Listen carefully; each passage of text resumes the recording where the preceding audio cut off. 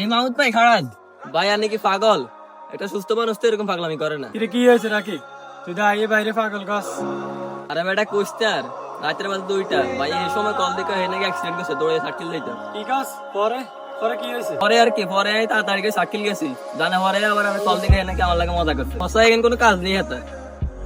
কি হো ভাই? আমি রাকি বের লাগে কাল 15 কিলো। আরে আজ তো বললে পাগল, তোর আল্লাহর পাগল নি, এটা প্রমাণ করলে বলি এই 2টা বাজে গিয়ে কল দিছি, আমরা প্রমাণ করছি তোর আল্লাহর পাগল। বুঝবার পাদ এত কোন দিন না কোন দিন আমগুলো আবার কোন বিপদ আল্লাহ।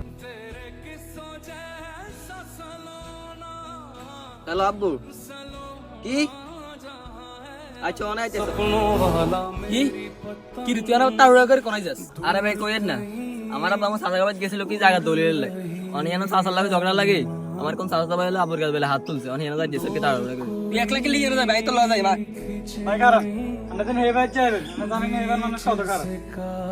এবারে মানুষ যতই খারাপ ইগা ছোট ভাই বড় ভাই সেবার করতে হবে, গেল যাও ভাই না না এবার জানার আগে আমার মারে কল দিছান, আমার মা কি করে? আচ্ছা ঠিক আছে খারাপ।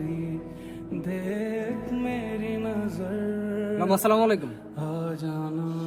ছোট ভাই রাকিবের বাড়ির মধ্যে জামিল হয়েছে, এখন গেল যাইতাম না। আচ্ছা ঠিক আছে। ভাই কি কইছে আনার মা? নিশ্চয় আনারে না জানালে মানা করছে।